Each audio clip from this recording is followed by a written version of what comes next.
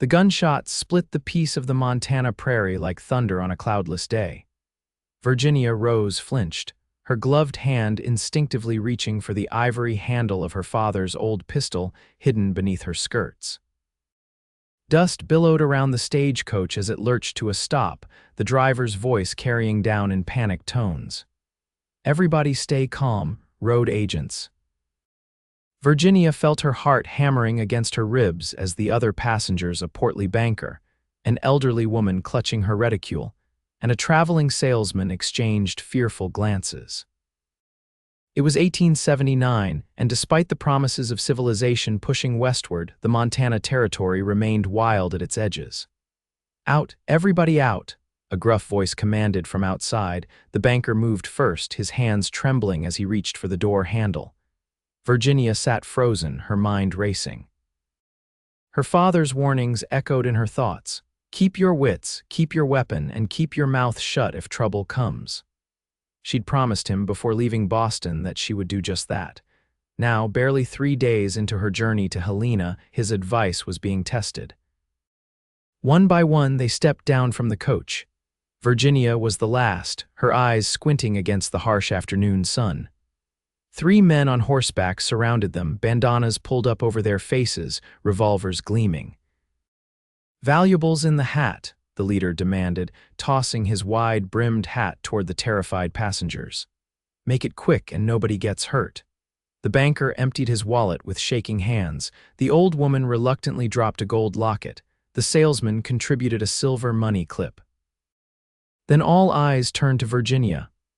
"I have nothing of value," she said, her voice steadier than she felt. The leader laughed, a cold sound that sent shivers down her spine. "A pretty thing like you traveling west, I doubt that. Check her bags," he ordered one of his companions. The robber dismounted and began roughly tearing through Virginia's trunk, which had been strapped to the top of the coach. Her clothes and personal items scattered across the dusty road. "Sir, please," she protested, stepping forward. "Those are my belongings." The leader swung his pistol toward her. "Ladies should stay quiet during business transactions." Something inside Virginia snapped. Perhaps it was the weeks of tension since her father's passing, or perhaps it was the indignity of watching her carefully packed possessions being strewn across the dirt. Whatever the cause, caution fled her mind. "This isn't business," she said, her voice rising. "This is thievery, plain and simple. You're no better than vultures preying on travelers who can't defend themselves." The banker made a choked sound beside her. The old woman whispered urgently, "Hush, dear, don't anger them." But Virginia couldn't stop. "If you're so desperate for money, perhaps honest work would." The leader's face darkened. He dismounted in one fluid motion and stalked toward her. "You've got a mouth on you, lady. That's dangerous out here." Virginia took a step back, suddenly aware of her mistake. Her hand inched toward her hidden pistol, but before she could reach it, a new voice cut through the tension. "I wouldn't do that if I were you." All heads turned. A lone rider sat atop a chestnut stallion about 20 yards away. His face was partially shadowed by his hat, but Virginia could make out a strong jaw dusted with stubble and eyes that seemed to catch the sunlight. The leader scoffed. "This doesn't concern you, stranger. Ride on." The newcomer didn't move. 3 armed men robbing unarmed travelers. "Seems like my kind of concern." His hand rested casually on his holstered revolver, "especially when you're threatening a lady for speaking her mind." "There's one of you and 3 of us," the leader pointed out. The stranger's mouth curved into a slight smile. "I can count." "Question is, can you shoot?" For a tense moment, nobody moved. Virginia held her breath. Then, with remarkable speed, the stranger drew and fired in one fluid motion. The leader's pistol flew from his hand, knocked away by a perfectly aimed shot. What followed was a blur of action. The other robbers reached for their weapons, but the stranger was faster, firing twice more. One bullet struck a robber's shoulder, the other hit the saddle horn of the third man, causing his horse to rear and throw him. "Next ones won't miss vital parts," the stranger called out calmly. "Your choice, gentlemen." The leader clutched his stinging hand, face contorted with fury, but after a glance at his injured companion, he raised his hands in surrender. "We're leaving. This ain't worth dying over." Wise decision, the stranger replied. Leave the valuables. The robber, who'd been searching Virginia's belongings, hastily dropped her scattered items and scrambled back onto his horse. The three men retreated, casting dark glances over their shoulders as they disappeared into the surrounding hills. Virginia's legs suddenly felt weak. She sank onto a nearby rock as the other passengers began reclaiming their valuables. The stranger dismounted and approached, leading his horse by the reins. Up close, she could see him clearly tall and broad-shouldered, with sun-bronzed skin and eyes the color of a storm-tossed sea. He wasn't handsome in the refined way of Boston gentlemen, but there was something compelling about his weathered features. "Are you hurt, madam?" he asked, his voice gentler now. Virginia shook her head. "No, thank you for your intervention, Mr. Thomas Everett," he said, tipping his hat. "Most folks call me Tom." Virginia rose, she replied, extending her hand. He took it briefly, his calloused palm rough against her glove. The stagecoach driver approached, nervously twisting his hat. "We should get moving before those bandits bring back friends," Thomas nodded. "I'll ride alongside you until we reach the next station." As Virginia gathered her scattered belongings, the elderly woman approached her. "You should have stayed quiet, dear," she admonished in a hushed tone. "Women must be careful with their words out here." Thomas overheard and turned, those storm-gray eyes settling on Virginia with unexpected warmth. "Then I would have never heard her voice," he said simply, "and that would have been a shame." Virginia felt heat rise to her cheeks as she climbed back into the stagecoach. Through the window, she watched Thomas mount his horse with the easy grace of a man who'd spent most of his life in the saddle. As the coach lurched forward, she couldn't help but wonder what twist of fate had placed him on that lonely stretch of road at precisely the right moment. The journey to the next station took nearly 3 hours. Thomas rode alongside, occasionally scanning the horizon with watchful eyes. Virginia found herself stealing glances at him whenever possible. There was something about him that suggested both danger and safety, like a thunderstorm that could either nourish the land or destroy it. When they finally arrived at Willow Creek Station, a rustic outpost consisting of a stable, a small general store, and a 2-story building that served as both tavern and inn, the sun was beginning to set, painting the sky in shades of orange and purple. "We'll stay here for the night," the driver announced. "Continue to Helena in the morning." As Virginia descended from the coach, Thomas appeared at her side. "May I help with your trunk, Miss Rose?" "Thank you, Mr. Everett," she replied, conscious of the other passengers' curious stares. He carried her trunk inside with ease, setting it down near the registration desk. The innkeeper, a round-faced man with enormous whiskers, greeted them with a gap-toothed smile. "Welcome to Willow Creek. Rooms are $1 a night, includes supper and breakfast." Virginia paid for her room, acutely aware that her funds were limited.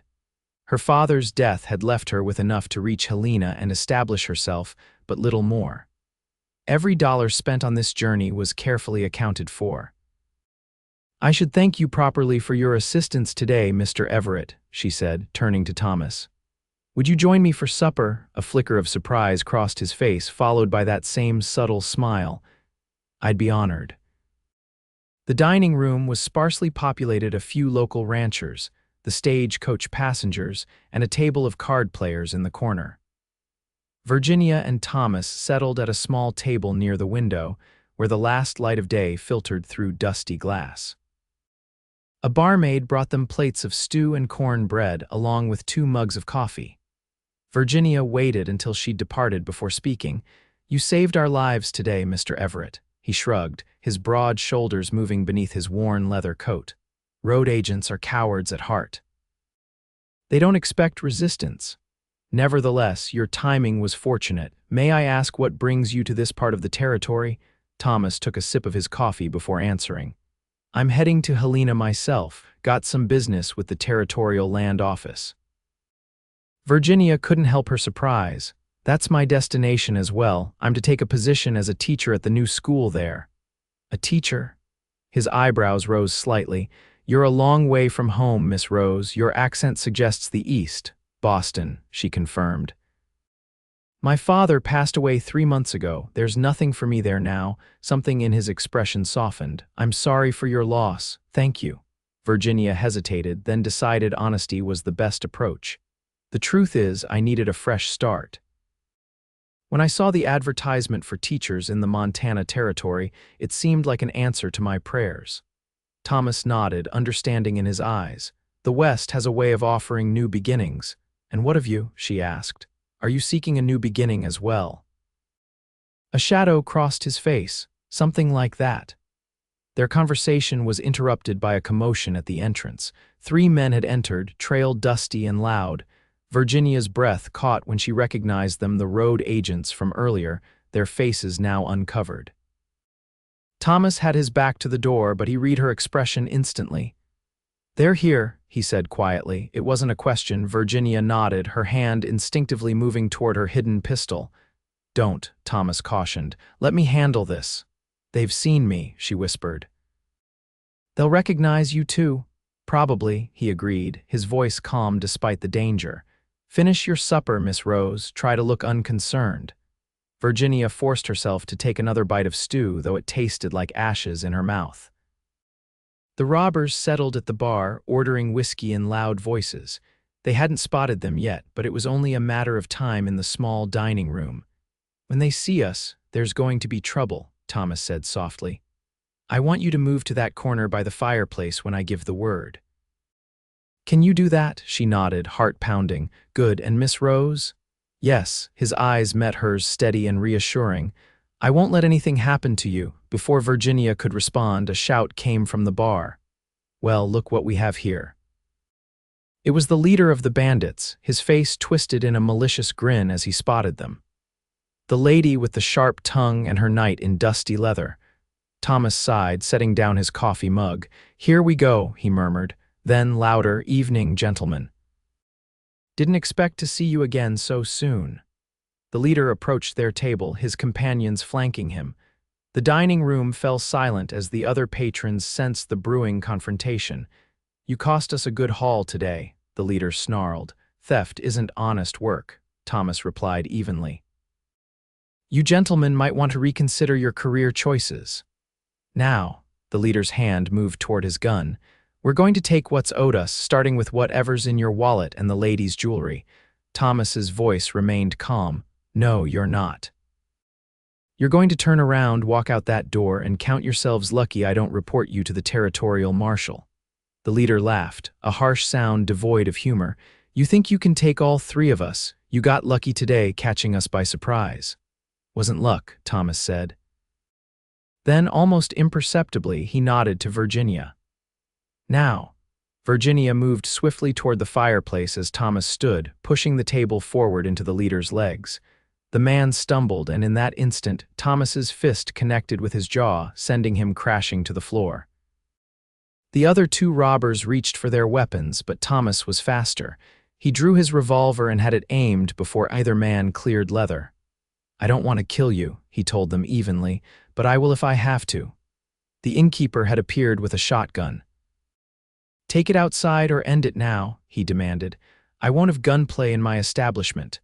One of the robbers, the younger of the 2 still standing, looked nervously at his fallen leader who was groaning on the floor. Come on, Dirk, this ain't worth it. The other man, Dirk, hesitated, hatred burning in his eyes as he stared at Thomas. Finally, he nodded. Another time, then. There doesn't need to be another time, Thomas said. Ride away, find honest work, the frontier's changing. The robbers helped their dazed leader to his feet and back toward the door. This isn't over, the leader spat before they disappeared into the night. The room remained silent for a moment after their departure, then gradually resumed its normal buzz of conversation. Thomas holstered his weapon and returned to Virginia by the fireplace. Are you all right? He asked. She nodded, admiring his composure. You handled that efficiently. A ghost of a smile touched his lips. Not my first disagreement. They returned to their table, which the barmaid had righted, and finished their meal in thoughtful silence. Virginia found herself studying Thomas more closely now, the way he positioned himself to watch both her and the door, the practiced ease with which he'd handled the confrontation. This was a man accustomed to danger. "You're not just a rancher or land speculator, are you, Mr. Everett?" she asked finally, his eyes met hers, assessing. After a moment, he reached into his coat and produced a silver star. "Deputy U.S. Marshal," Virginia's eyes widened. "You're a lawman." "For my sins," he confirmed, tucking the badge away. "I'm not advertising it on this particular journey." "Why not?" He took a sip of coffee, considering his answer. "I'm tracking someone, a man named Harlan Blackett. He robbed a bank in Bozeman last month, killed 2 people. Word is he's hiding somewhere near Helena. And those men tonight, the road agents," Thomas shook his head, "small-time troublemakers, not worth delaying my pursuit of Blackett." "Yet you stopped to help us this afternoon," Virginia pointed out. Something flickered in his eyes, perhaps surprise at her observation. "Some things you can't ride past," he said simply. Their conversation turned to lighter topics as they finished their meal. Thomas asked about her teaching experience, and Virginia found herself sharing stories of her students in Boston. In turn, she learned he'd grown up in Pennsylvania, fought in the war, and joined the Marshal's service 5 years ago. As the evening progressed, Virginia felt an unexpected comfort in his company. There was something reassuring about Thomas Everett, a steadiness she hadn't encountered often in her 25 years. When they finally parted at the foot of the stairs leading to the guest rooms, Thomas hesitated, as if wanting to say something more. Instead, he tipped his hat. "Good night, Miss Rose. I'll see you on the morning stage." Virginia climbed the stairs to her room, a small chamber with a narrow bed and a washstand. As she prepared for sleep, her thoughts kept returning to Thomas's words at the robbery. "Then I would have never heard her voice." Such a simple statement, yet it had affected her deeply. In Boston, her outspokenness had often been criticized. A lady should be gentle in her speech, her mother had always insisted. After her death, Virginia's father had been more tolerant, even encouraging her independence of mind. But in proper society, a woman with strong opinions was rarely appreciated. Yet Thomas Everett, this rugged lawman from the frontier, seemed to value her voice rather than wish it silenced. Dawn broke clear and cold over Willow Creek Station. Virginia dressed carefully in her traveling clothes, a practical blue dress with a matching jacket, and repacked her trunk. When she descended to the dining room, she found Thomas already there, nursing a cup of coffee. He rose when he saw her, pulling out a chair. "Miss Rose, I trust you slept well." "As well as can be expected," she replied, settling across from him. The truth was, she'd spent half the night wondering if the bandits might return, listening for every creak and footstep in the hallway. Breakfast was simple but hearty: fried potatoes, bacon, and biscuits with gravy. As they ate, Thomas outlined the day's journey. "We should reach Helena by nightfall if the weather holds and the roads are passable." "Have you been to Helena before?" Virginia asked. He nodded. "Several times." Its growing fast, gold discoveries in the gulches around it brought the first settlers, but now it's becoming a proper city. "The territorial capital moved there recently." "And my school?" she inquired. "What can you tell me of it?" "The Helena Academy was built last year. Brick building, 2 stories. They're quite proud of it." Before their conversation could continue, the stagecoach driver entered, calling for passengers to prepare for departure. Thomas helped Virginia with her trunk, carrying it outside where the fresh team of horses was being hitched to the coach. The morning air was crisp, carrying the scent of pine from the distant mountains. As they waited, Virginia noticed 3 riders approaching from the east, not the bandits from yesterday, but strangers, their manner suggesting purpose rather than casual travel. Thomas noticed them too. His posture changed subtly, becoming more alert. "Get in the coach, Miss Rose," he said quietly. "What is it?" she asked, sensing his tension. "Not sure yet. Just a precaution." Virginia obeyed, climbing into the coach where the banker and the salesman were already seated. The elderly woman had apparently decided to remain at Willow Creek another day. Through the window, Virginia watched as the 3 riders pulled up to the station. One dismounted and approached Thomas, who stood casually beside the coach, his hand resting near his holster. The 2 men exchanged words, too distant for Virginia to hear. Whatever was said made Thomas shake his head firmly. The rider seemed to insist, pointing down the road. Again, Thomas refused, his stance unyielding. Finally, the rider returned to his companions, and after a brief consultation, they rode away, continuing westward. Only when they were well down the road did Thomas relax and climb aboard the coach. "What was that about?" Virginia asked as he settled beside her. "They were looking for someone," he replied, his expression guarded. "A woman traveling alone." A chill ran through Virginia. "Me?" "I can't be certain. They described someone with your general appearance but claimed she was a thief who'd stolen from their employer in Fort Benton." "That's absurd. I've never been to Fort Benton." Thomas nodded. "I told them as much, that the only single lady on this coach was a schoolteacher headed for Helena with proper references." The stagecoach lurched into motion, beginning the day's journey. Virginia sat in troubled silence, turning over this new information. "Could it be connected to yesterday's robbery attempt?" she finally asked. "Perhaps those men hired others to look for us." Thomas considered this. "Possible, but unlikely. Those road agents didn't strike me as having the resources or connections for that kind of pursuit." He studied her face. "Is there anyone who might have reason to search for you, Miss Rose? Anyone from Boston, perhaps?" Virginia started to shake her head, then hesitated. "I can't imagine, unless—" "Unless," Thomas prompted. She lowered her voice, conscious of the other passengers. "My father's business partner was displeased when I declined his offer of marriage after father's passing. He had expected to gain control of father's shipping interests through me." Thomas's expression darkened. "Displeased enough to pursue you across the country." "Marcus Harrington is a man accustomed to getting what he wants," she said carefully. "When I sold my shares in the company and announced my intention to go west, he was quite angry." "Did he threaten you?" Virginia remembered the last confrontation. Harrington's face flushed with rage as he realized she was serious about leaving. "Not explicitly, but he said I would regret my decision." Thomas fell silent, his brow furrowed in thought.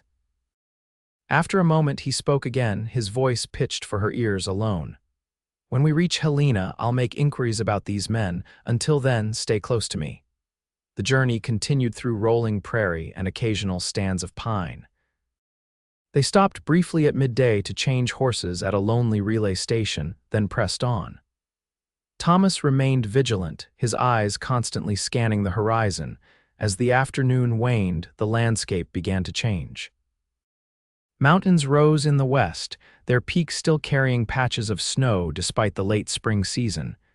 The road descended into a broad valley where Helena nestled against the foothills. "There it is," Thomas said as the city came into view. Virginia leaned forward, taking in her first sight of her new home. Helena was larger than she'd expected, a proper city with substantial buildings of brick and stone rising among the more prevalent wooden structures. Church spires punctuated the skyline, and the streets were busy with wagons, riders, and pedestrians. "It's beautiful," she breathed. Thomas smiled at her enthusiasm. "Not what you expected?" "I wasn't sure what to expect," she admitted. "In Boston, people speak of the West as if it were entirely wilderness." "Parts of it still are," he replied, "but cities like Helena are changing fast. 10 years ago, this was just a mining camp. Now look at it." The stagecoach rolled down the main street past storefronts, saloons, and hotels. Virginia noticed a surprising number of women on the boardwalks, not just the painted ladies one might expect in a frontier town, but respectable-looking matrons and young ladies. They finally pulled up before the Grand Western Hotel, a 3-story building that appeared to be one of the finer establishments in Helena. As the driver called out their arrival, Virginia turned to Thomas. "Thank you for your protection these past 2 days, Marshal Everett." He smiled, the expression softening his weathered features. "Thomas, please, or Tom." "Thomas," she amended, returning his smile, "and I'm Virginia." He helped her down from the coach, then retrieved her trunk. "The school board has arranged temporary accommodations for you here until you're settled," he explained. "I took the liberty of sending a telegram from Willow Creek this morning to alert them of your arrival. That was thoughtful of you." As if summoned by their conversation, a portly gentleman in a black suit approached, his face wreathed in a welcoming smile. "Miss Rose, I'm Albert Patterson, chairman of the Helena School Board. We're delighted you've arrived safely." Virginia shook his offered hand. "Thank you for meeting me, Mr. Patterson. Not at all, not at all. It's the least we could do." Patterson turned to Thomas with a nod of recognition. "Marshal Everett, didn't realize you were escorting our new teacher. Just happened to be traveling the same route," Thomas replied. "Miss Rose had some trouble with road agents yesterday." Patterson's jovial expression faltered. "Good heavens, were you harmed, Miss Rose?" "Not at all, thanks to Marshal Everett's intervention." "Well, we're doubly grateful for your protection then, Marshal." Patterson gestured toward the hotel entrance. "I've arranged for your room, Miss Rose. And if you're feeling up to it after your journey, several board members and their wives would be honored if you'd join us for dinner this evening." Virginia glanced at Thomas, reluctant to part company so soon, especially given the mysterious riders from that morning. He seemed to read her thoughts. "Mr. Patterson, if it wouldn't be an imposition, I'd like to join your dinner as well. I have some concerns about Miss Rose's safety I'd like to discuss." Patterson looked surprised but nodded. "Of course, Marshal, we'd be honored." With arrangements made for dinner at 7, Virginia was shown to her room on the hotel's second floor. It was modest but clean, with a comfortable-looking bed, a washstand, and a small writing desk by the window that overlooked the busy street below. After the porter departed, Virginia sat on the edge of the bed, suddenly overwhelmed by the reality of her situation. She had traveled over 2,000 miles to a place she'd never seen, to begin a life she could scarcely imagine. The familiar weight of her father's pistol in its hidden pocket offered some comfort, a tangible connection to her past. A soft knock at the door startled her from her reverie. She opened it to find Thomas, his hat in his hands. "Forgive the intrusion," he said. "I wanted to make sure your accommodations were satisfactory." "They're quite comfortable, thank you." She hesitated, then stepped back. "Would you like to come in? The door can remain open for propriety." Thomas entered, keeping a respectful distance. "I've been making inquiries about those riders," he said without preamble. "No one at the land office or the marshal's office has heard of anyone searching for a female thief from Fort Benton. That's good news, I suppose. Perhaps." He didn't look convinced. "I'll continue investigating. In the meantime, I'd advise caution. Helena is safer than many frontier towns, but it's still the West." Virginia nodded, appreciating his concern while also feeling a flutter of something else, a warmth in her chest at his continued presence in her life. It was foolish, she knew. They had only just met, and he was merely doing his duty as a lawman. "Will you be staying in Helena long?" she asked, trying to keep her tone casual. "A few days at least. I need to meet with informants who might know Blackett's whereabouts." He paused. "I've taken a room here at the Grand Western." "That's good to know," Virginia said, perhaps too quickly. She felt a blush rising to her cheeks and turned toward the window to hide it. "I mean, should I need assistance?" Thomas smiled, a genuine expression that reached his eyes. "I'll escort you to dinner this evening, if that's acceptable." "Very acceptable." After he departed, Virginia unpacked her trunk and freshened up for dinner. She chose her best dress, a deep green silk with modest lace trim at the collar and cuffs, and arranged her honey blonde hair in a simple but elegant style. The face that looked back at her from the small mirror above the washstand seemed different somehow, more alive than it had been in Boston. At precisely 6:30, Thomas knocked at her door. He had changed as well, wearing a clean black suit that, while not fashionable by Eastern standards, fit his powerful frame well. "You look beautiful," he said simply when she opened the door. "Thank you." Virginia accepted his offered arm. "You clean up rather nicely yourself, Marshal." His smile was accompanied by a slight duck of his head, an endearingly humble gesture from a man who had faced down armed bandits without flinching. They descended to the hotel lobby, where Patterson was waiting to escort them to the restaurant across the street. The establishment was the finest in Helena, with white tablecloths, crystal glasses, and a small orchestra playing quietly in the corner. Several well-dressed couples were already seated at a long table near the front windows. Patterson made the introductions Judge and Mrs. Wilson, Dr. and Mrs. Hammond, Mr. and Mrs. Thornton, who owned the mercantile, and finally, Mayor and Mrs. Collins. Virginia noted that all the women regarded her with keen interest, while the men seemed more intrigued by Thomas's presence. Marshal Everett rarely joins social gatherings, Mayor Collins remarked as they took their seats. We're honored by your attendance. The honor is mine, Thomas replied diplomatically. I'm merely ensuring Miss Rose's safe introduction to Helena society. This prompted questions about their journey, and Virginia found herself recounting the robbery attempt, carefully editing the story to downplay her own outspokenness. Nevertheless, Mrs. Wilson seemed scandalized. You addressed the robbers directly, she asked, her thin eyebrows rising toward her hairline. My dear, that was exceedingly dangerous. It was, Thomas agreed, surprising Virginia. But then he added, however, Miss Rose showed remarkable courage. Not many would maintain their composure in such circumstances. Still, Mrs. Hammond interjected, a lady should know when to remain silent, particularly in dangerous situations. Virginia felt her cheeks flush with both embarrassment and irritation. She opened her mouth to defend herself, but Thomas spoke first. If Miss Rose had stayed quiet, then I would have never heard her voice, he said, his tone light but his gaze intense as it met Virginia's across the table. And that would have been a great loss indeed. A moment of silence followed this statement, broken only when Judge Wilson cleared his throat and changed the subject to the upcoming school term. Virginia barely registered the conversation, her mind still processing Thomas's words and the look that had accompanied them. The evening progressed pleasantly enough. Virginia learned that she would have approximately 30 students ranging from 6 to 16 years of age, and that the school term would begin in 2 weeks. The building itself was newly constructed with modern amenities including actual glass windows, which Patterson mentioned with particular pride. Throughout dinner, Virginia was conscious of Thomas's steady presence beside her. He spoke little, but when he did, everyone listened. She found herself wondering about his life as a marshal, the dangers he faced, the places he'd seen. There was clearly more to him than the calm, capable man who had rescued her stagecoach.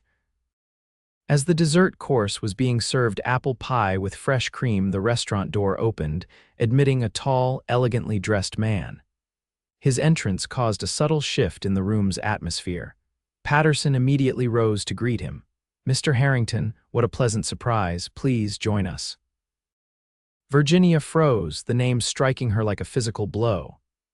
It couldn't be, but as the man turned, she found herself staring into the coldly handsome face of Marcus Harrington.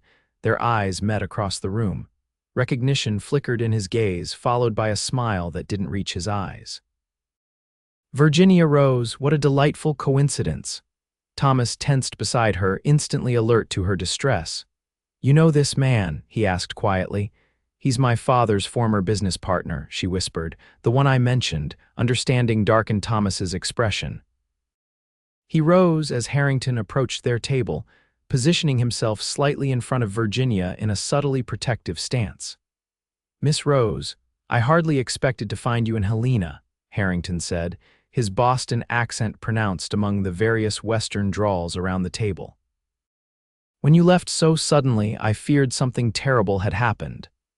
Virginia gathered her composure. Mr. Harrington, your presence here is unexpected. Business opportunities, he explained smoothly. The Montana territory is ripe for investment. I arrived just yesterday. Patterson beamed, oblivious to the tension. Mr. Harrington is investing in several ventures here in Helena, including our new mining operation. How fortunate, Virginia said, her voice betraying none of the turmoil she felt. Thomas extended his hand. Thomas Everett, U.S. Marshal Service. Harrington hesitated before taking it. A pleasure, Marshal. The handshake lasted a moment too long, both men taking the measure of each other. Virginia noticed Harrington flex his fingers afterward as if Thomas's grip had been uncomfortably firm. Please join us, Mayor Collins invited, signaling for another chair to be brought. Harrington settled himself directly across from Virginia. I must say, teaching seems an unexpected career choice for you, Virginia, especially so far from civilization. Helena is quite civilized, Mr. Harrington, she replied evenly, and teaching has always been my passion, as you know, indeed. His smile was thin, though I recall suggesting more suitable opportunities for a woman of your background. Thomas's voice cut in, his tone deceptively casual. Miss Rose was telling us about her journey west. Perhaps you'd be interested to hear about the road agents we encountered yesterday. Harrington's expression revealed nothing.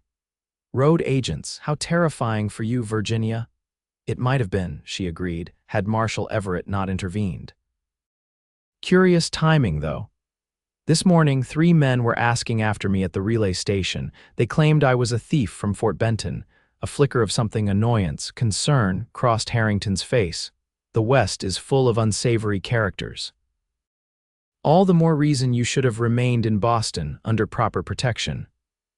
I find I'm quite capable of protecting myself, Virginia replied, and when necessary, I have friends who assist. The conversation turned to more general topics, but Virginia remained acutely aware of Harrington's eyes on her throughout the meal. By the time the party broke up shortly after 9 o'clock, her nerves were stretched thin. Thomas escorted her back to the hotel, his hand protectively at her elbow. Once they were alone in the lobby, he spoke in a low voice. That's no coincidence, him being here. I agree, Virginia said, her voice barely above a whisper. He must have followed me. The question is why? What does he want from you? Virginia shook her head. Control, perhaps. My father's company, or simple revenge for the rejection. Thomas's jaw tightened. I don't like it. Those riders this morning now him. Something isn't right. What should I do? For tonight, nothing. Lock your door. Keep your father's pistol close. He hesitated. Tomorrow, I'll ask more questions about Harrington, see what he's really doing in Helena. They had reached her door. Virginia turned to face him, suddenly reluctant for the evening to end despite her fatigue. Thank you, Thomas, for everything. He studied her face for a long moment. You're welcome, Virginia. The way he said her name, soft and almost reverent, sent a tremor through her that had nothing to do with fear. On impulse, she reached out and squeezed his hand. Good night, she whispered. Good night, he replied. Remember, lock your door. Virginia entered her room, securing the lock as instructed. She moved to the window, pulling back the curtain in time to see Thomas exiting the hotel below. He paused on the boardwalk, looking up as if sensing her gaze, then touched the brim of his hat in a silent gesture of reassurance before walking away into the night. Sleep came fitfully that night, her dreams haunted by masked bandits who spoke with Harrington's cultured accent. She woke shortly after dawn, feeling unrested but determined to face whatever challenges the day might bring. After dressing in a practical navy blue dress suitable for a tour of the school, Virginia descended to the hotel dining room for breakfast. She was surprised and secretly pleased to find Thomas already there, nursing a cup of coffee as he had at Willow Creek Station. Good morning, she greeted him, taking the chair he pulled out for her. You're an early riser. Force of habit, he replied. How did you sleep? Well enough, she lied, not wanting to burden him with her anxieties. What are your plans for the day? I have a meeting at the Marshal's office at 10. Before that, I thought I might accompany you to see your school if you'd like. Virginia smiled, warmth spreading through her chest. I'd like that very much. After a breakfast of eggs and toast, they set out on foot toward the Helena Academy. The morning was clear and cool, the streets already busy with wagons and pedestrians going about their business. Virginia took in the sights with interest, the solid brick buildings interspersed with wooden structures painted in bright colors, the wide main street lined with hitching posts and water troughs, the surprising number of trees that had been planted to provide shade. It's more developed than I expected, she admitted as they walked.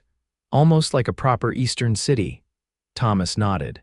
Helena's growing faster than most frontier towns, the gold's playing out, but it's established itself as a commercial center.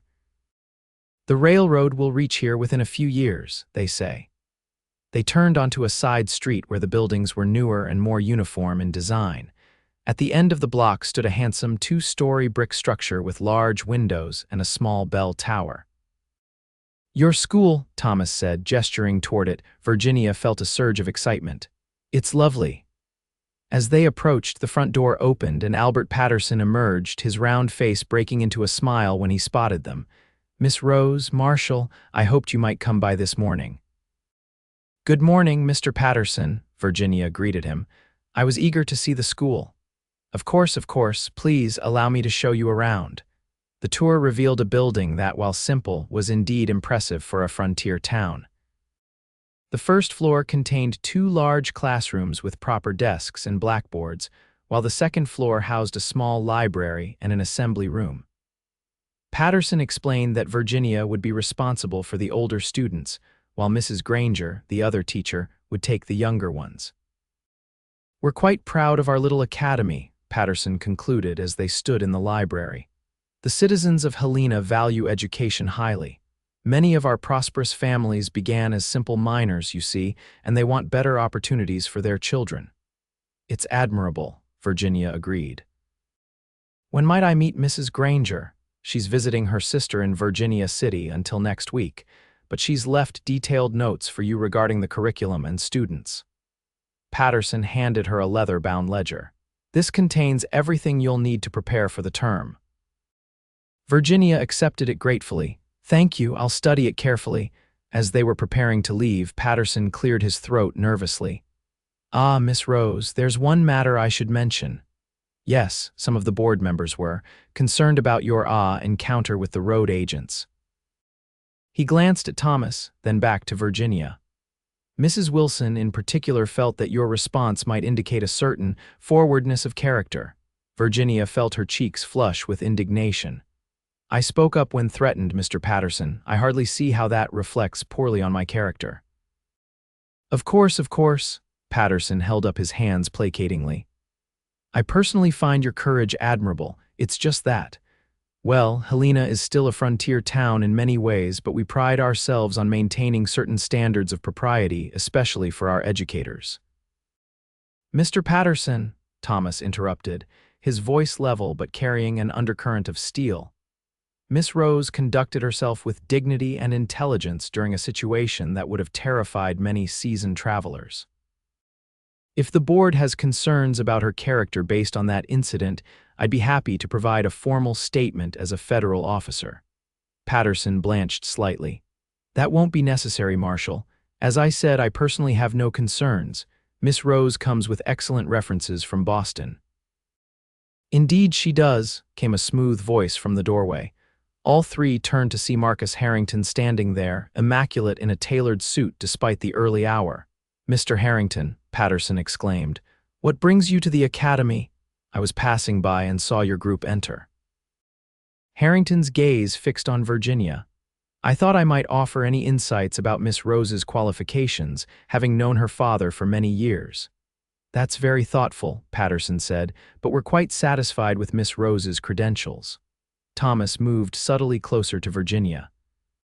"We were just leaving, in fact. I have business at the Marshal's office." Harrington's smile didn't reach his eyes. "Don't let me delay you then. Virginia, perhaps we might have dinner this evening, for old time's sake." Before Virginia could formulate a polite refusal, Thomas spoke. "I'm afraid Miss Rose has already accepted my invitation for this evening. Perhaps another time." A flash of annoyance crossed Harrington's face, quickly masked. "Of course, another time." Outside, once they were beyond earshot, Virginia turned to Thomas. "Thank you for the rescue again. Although now it seems I'm committed to dining with you this evening." Thomas's expression was sheepish. "Forgive my presumption. You're not obligated, of course. I merely thought." "No, I'd like to," Virginia assured him quickly. "Very much, in fact." His smile returned, warming his storm-gray eyes. "Then it's a date." They parted ways at the Marshal's office, with Thomas promising to collect her at the hotel at 7. Virginia returned to her room to study the school ledger, but found her thoughts continually drifting to the evening ahead. It had been a long time since she'd felt such anticipation about spending time with a man. Around midday, a knock at her door revealed a hotel porter with a large flower arrangement roses. lilies and exotic blooms Virginia couldn't identify. The accompanying card reads simply, "For old time's sake." Virginia set the flowers aside with a mixture of annoyance and unease. Harrington's persistence was becoming concerning. Another knock came an hour later, this time a messenger boy with a letter. The handwriting was unfamiliar, the message brief. "Miss Rose, I would advise caution regarding your new acquaintance, Marshal Everett. His reputation in certain circles is not what you might expect. A concerned friend." The note was unsigned. Virginia read it twice, then crumpled it in her fist. An obvious attempt by Harrington to drive a wedge between her and Thomas. Still, it left her with a vague sense of disquiet that persisted throughout the afternoon. By the time 7 o'clock arrived, however, her doubts had faded. Thomas appeared at her door looking handsome in his black suit, his usually unruly hair neatly combed. The genuine warmth in his eyes when he saw her banished any lingering concerns. "You look beautiful," he said, offering his arm. Virginia had chosen a pale blue dress with delicate embroidery at the bodice, more feminine than her usual practical attire. "Thank you, you're quite handsome yourself." He led her not to the fine restaurant where they'd dined with the school board, but to a smaller establishment a few blocks away. "I hope you don't mind," he explained as they walked. "Robinson's isn't as fancy, but the food is better and we're less likely to encounter acquaintances." Virginia squeezed his arm appreciatively. "It sounds perfect." Robinson's proved to be a cozy place with a cheerful fire blazing in the stone hearth despite the mild spring evening. The tables were well spaced for privacy, covered with checkered cloths instead of fine linen. A plump woman with a kind face showed them to a corner table, bringing a bottle of wine without being asked. "Margaret knows what I like," Thomas explained with a slight smile. "I come here whenever I'm in Helena." "It's lovely," Virginia said, genuinely charmed by the unpretentious atmosphere. "How long have you been a marshal, Thomas?" He poured wine for them both. "5 years officially. Before that, I worked as a deputy sheriff in Wyoming, and before the war," his expression clouded slightly. "My family had a small farm in Pennsylvania. It's gone now, burned during the fighting." Virginia's heart ached for him. "I'm sorry, do you have family elsewhere?" "A sister in Chicago, married to a banker." He shrugged. "We write occasionally, but our lives are very different now." "I understand. After my mother died, it was just my father and me now." She trailed off, suddenly aware of how alone she was in the world. Thomas reached across the table, his hand covering hers briefly. "Now you have friends in Helena." The moment was interrupted by the arrival of their food, hearty stew served in bread bowls, with fresh vegetables on the side. The conversation turned to lighter topics. As they ate, Thomas told amusing stories of his early days as a lawman, while Virginia shared anecdotes from her teaching experiences in Boston. It was the most relaxed Virginia had felt since leaving the East. There was an ease between them, a natural rhythm to their conversation that made it hard to believe they'd only known each other for 3 days. As they were finishing their meal, Thomas's expression grew more serious. "I made inquiries about Harrington today." Virginia set down her fork. "What did you learn?" "He arrived in Helena a week ago, not yesterday, as he claimed. He's been meeting with mining investors and apparently has made a substantial investment in a silver operation outside town." Thomas paused, "But there's more."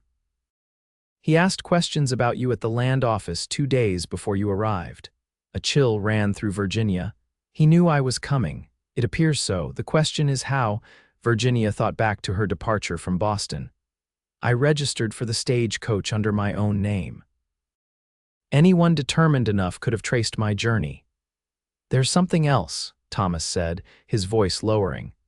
"One of my informants mentioned seeing Harrington with 3 men yesterday morning, men matching the description of those riders who were asking about you." The implications were unsettling. "You think he sent them to find me on the road?" "It's possible, though what he intended once they found you, I can't say." Thomas's jaw tightened. "Virginia, I don't like this. Harrington's interest in you goes beyond a spurned suitor's wounded pride." "But what could he want? My father's business is settled, the shares sold." Were there other assets, property perhaps? Virginia frowned, trying to recall the details of her father's estate.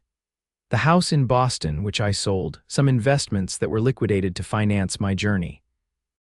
A memory surfaced suddenly. There was a land grant, a parcel in the Montana Territory that my grandfather acquired years ago. Father always considered it worthless, just wilderness. Thomas leaned forward. Do you have the deed?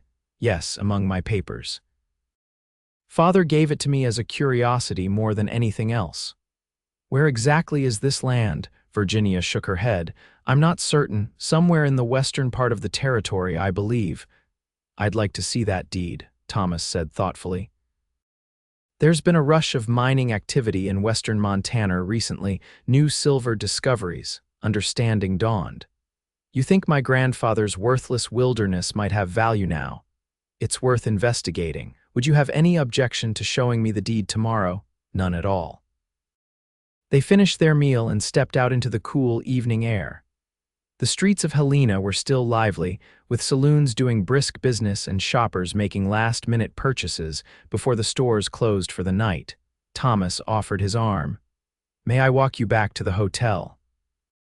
Virginia slipped her hand through the crook of his elbow, feeling a pleasant warmth spread through her at the contact. I'd like that. They strolled slowly, in no apparent hurry to end the evening. Virginia found herself studying Thomas's profile in the light of the street lamps, the strong line of his jaw, the slight cleft in his chin, the way his eyes seemed to take in everything around them without appearing watchful. Tell me, she said impulsively, what happens after you catch this man you're looking for? Blackett. Thomas glanced down at her.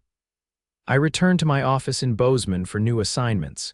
You don't stay in one place long then, nature of the job, he confirmed. The territory's vast and marshals are few. Virginia nodded, trying to ignore the pang of disappointment his words caused. It must be a lonely life. For a moment Thomas was silent, his stride slowing. It can be, he admitted finally. Until recently that didn't trouble me much. And now?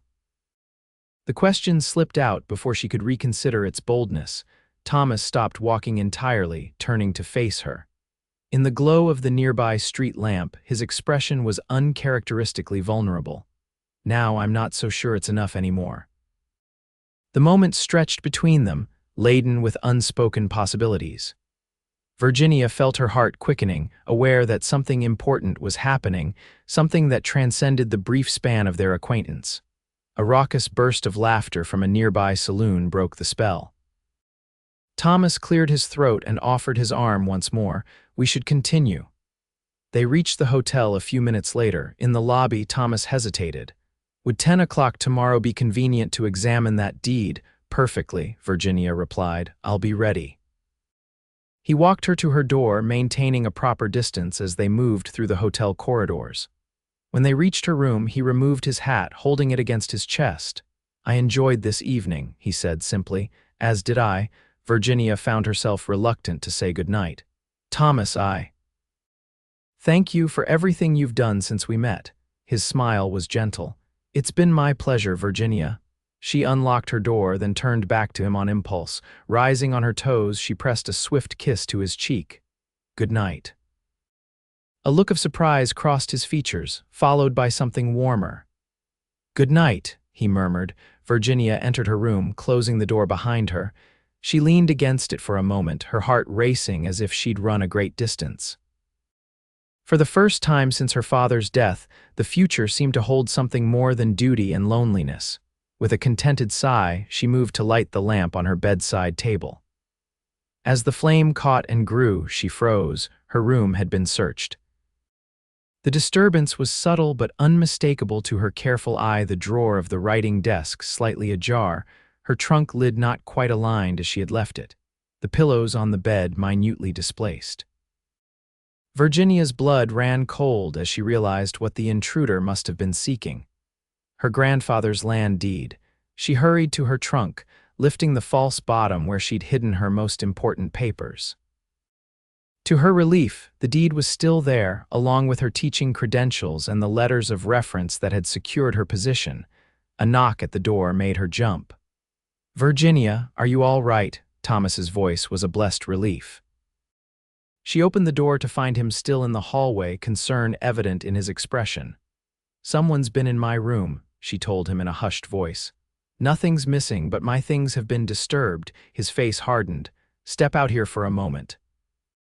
She obeyed, watching as Thomas entered her room, one hand resting on his holstered revolver.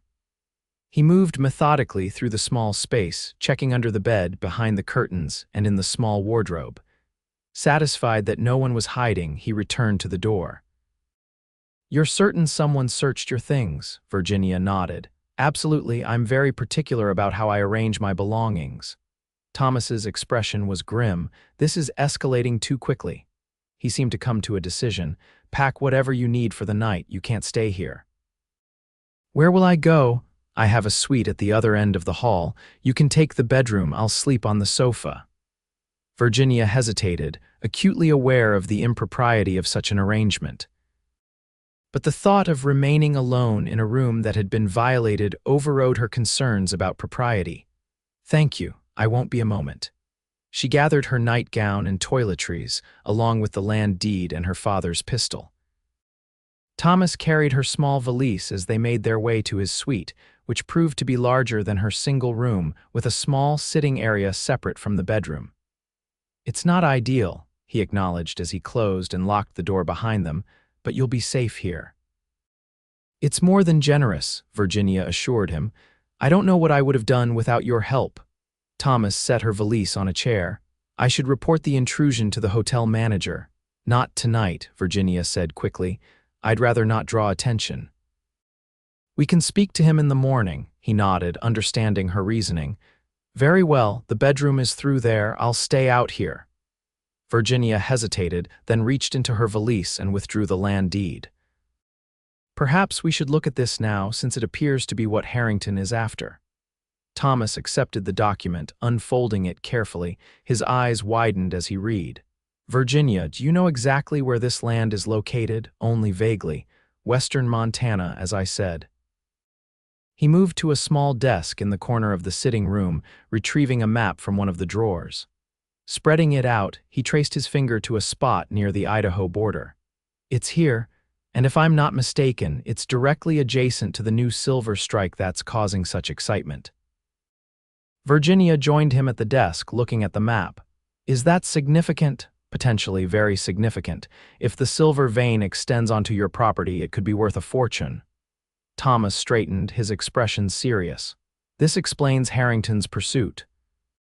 He must have learned about the silver strike and realized the potential value of your grandfather's land. But how would he know about the deed? Father never discussed it with his business partners." "Someone at the law firm that handled your father's estate, perhaps," Thomas suggested. "Or a clerk at the land office who was paid for information," Virginia sighed, suddenly feeling the weight of the day's events. "It seems I've brought trouble to Helena with me." Thomas's hand came to rest on her shoulder, warm and reassuring. "You've done nothing wrong. Harrington is the one who needs to answer for his actions." She looked up at him, drawing strength from his steady presence. "What should we do?" "First, get some rest. Tomorrow I'll speak with the Territorial Land Office about securing your claim properly. And I'll have a word with the hotel management about the security breach." Virginia nodded, grateful for his decisiveness. "Thank you, Thomas, for everything." A hint of a smile softened his features. "It's what friends do, friends." The words seemed simultaneously accurate and insufficient to describe what was developing between them.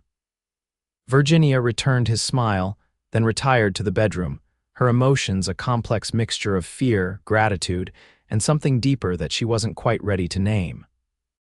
She slept surprisingly well, feeling secure with Thomas in the next room. Morning arrived with bright sunshine streaming through the curtains and the distant sounds of Helena coming to life outside. Virginia dressed quickly in a practical brown dress suitable for business matters, arranging her hair in a simple style. When she emerged from the bedroom, she found Thomas already awake and freshly shaven, studying the land deed again. "Good morning," he greeted her, rising from his seat at the desk. "Did you sleep well?" "Better than expected," she admitted. "And you, was the sofa terribly uncomfortable?" "I've slept in worse places," he said with a wry smile. much worse. They breakfasted in the hotel dining room, deliberately choosing a table in the corner with a view of the entrance. There was no sign of Harrington, for which Virginia was grateful. After eating, Thomas escorted her to the Territorial Land Office, a modest building near the courthouse. The clerk, a thin man with spectacles perched on the end of his nose, greeted them with professional courtesy. "How may I assist you today?" Thomas introduced himself, then Virginia. "Miss Rose has a land claim she'd like to verify and ensure is properly registered."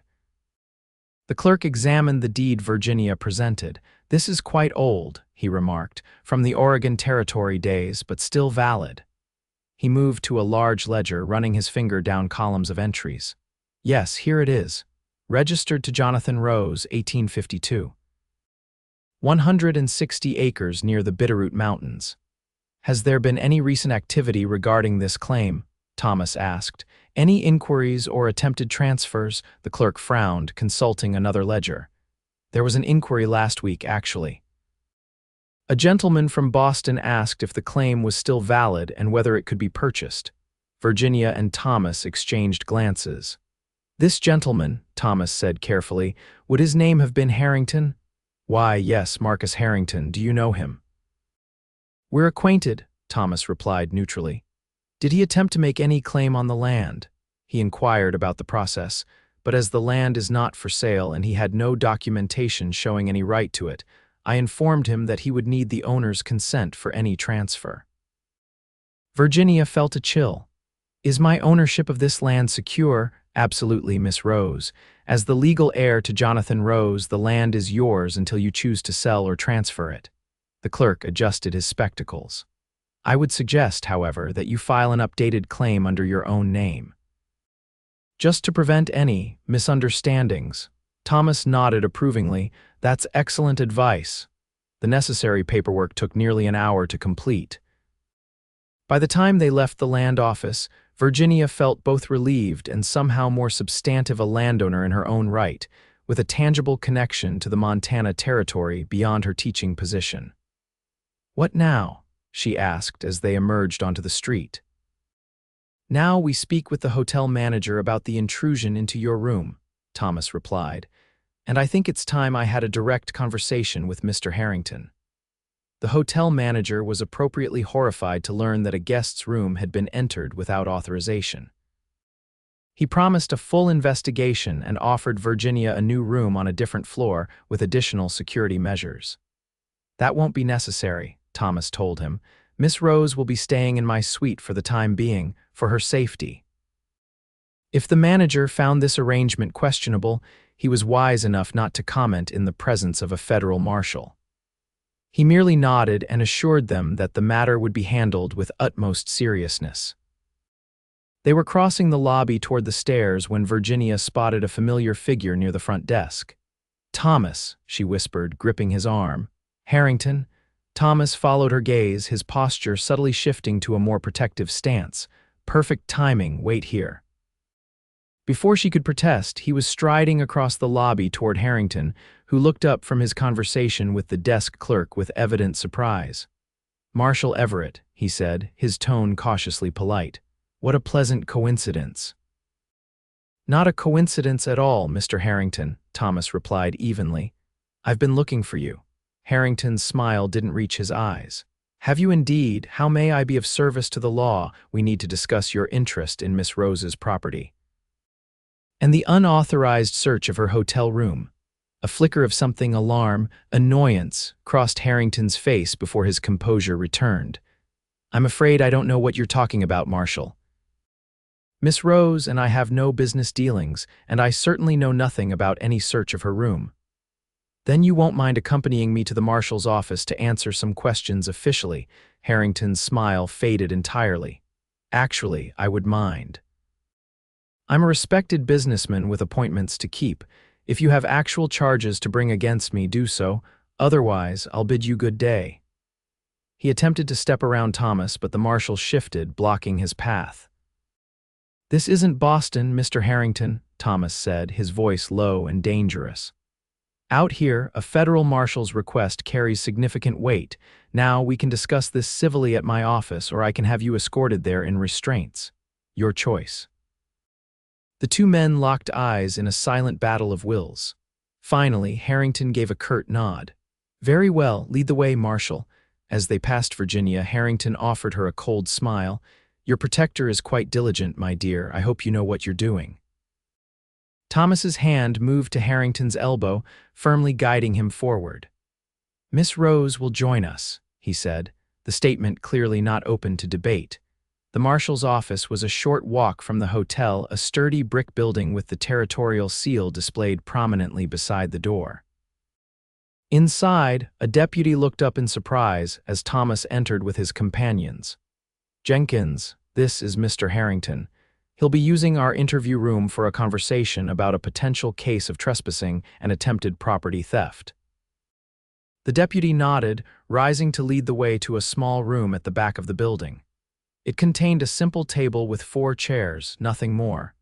"Please have a seat," Thomas instructed Harrington, indicating a chair on one side of the table. He pulled out a chair for Virginia on the opposite side, then seated himself beside her. "Now, Mr. Harrington," Thomas began, his tone professionally detached, "let's discuss your interest in Miss Rose's land near the Bitterroot Mountains." Harrington's expression remained neutral. "I have various investment interests throughout the territory. Land acquisition is one of them. And you were aware that this particular parcel belongs to Miss Rose." "I was aware that it had belonged to her father. Yes, business records in Boston indicated as much." Thomas leaned forward slightly. "Yet instead of approaching Miss Rose directly about purchasing the land, you followed her across the country, made inquiries at the land office without her knowledge, and I strongly suspect arranged to have her room searched for the deed." "That's absurd," Harrington scoffed. "I had business in Montana regardless of Miss Rose's presence. Our meeting was coincidental." "Then perhaps you can explain the 3 riders who were asking about her at Willow Creek Station, men who match the description of individuals seen in your company." A slight flush crept up Harrington's neck. "I employ various agents for my business interests. I can hardly be held accountable for their every action." Virginia spoke for the first time since entering the office. "Why, Marcus? Why go to such lengths? If you wanted to purchase the land, you could have made an offer before I left Boston." Harrington's gaze shifted to her, his expression softening slightly. "Virginia, you must understand, business opportunities often require swift, decisive action. When I learned of the silver strike adjacent to your grandfather's claim, I knew the land's value would skyrocket. I attempted to locate you, but you'd already departed. So you sent men to intercept me on the road," Virginia concluded. "To make you an offer," Harrington corrected. "A generous one," Thomas's voice hardened. "An offer she would have been in no position to refuse, alone on the frontier with your men surrounding her." Harrington's mask of civility slipped momentarily, revealing a flash of the cold calculation beneath. "The West operates by different rules, Marshal. I merely adapted my business practices accordingly." "Those different rules don't include trespassing, intimidation, or attempted theft," Thomas countered, "all of which are prosecutable offenses." For the first time, Harrington looked genuinely concerned. "You have no evidence connecting me to any of those actions." "Not yet," Thomas agreed, "but I'm a patient man, Mr. Harrington, and in the meantime I can make your stay in Helena very uncomfortable." Silence fell over the room as Harrington considered his position. Finally, he straightened in his chair, adjusting his cuffs with deliberate precision. "What is it you want, Marshal? I want you to leave Miss Rose alone, completely. No more following her, no more sending men to intercept her, no more searching her rooms." Thomas's voice was implacable. "If you have legitimate business interest in her land, you can make a written offer through proper legal channels, which she is free to accept or decline without pressure." Harrington's gaze shifted to Virginia. "And if I agree to these terms, then we have no further business with the Marshal's office," Virginia replied steadily. "You go your way, I go mine." After a moment's consideration, Harrington nodded. "Very well, I agree to your terms." Thomas stood, signaling the end of the interview. I'll walk you out, Mr. Harrington. And just so we're clear, if anything happens to Miss Rose, anything at all, I'll know exactly where to look first."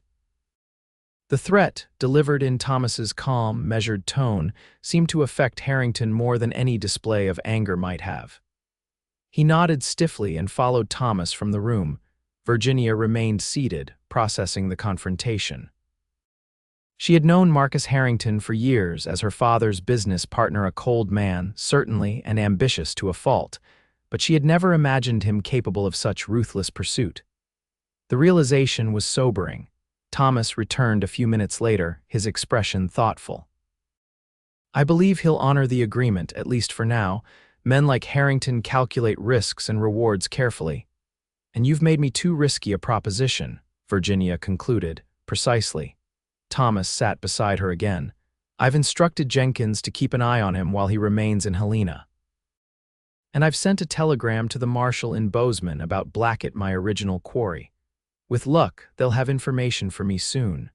Virginia studied his face, noting the lines of fatigue around his eyes. "You've put your own mission aside to help me. I don't know how to thank you."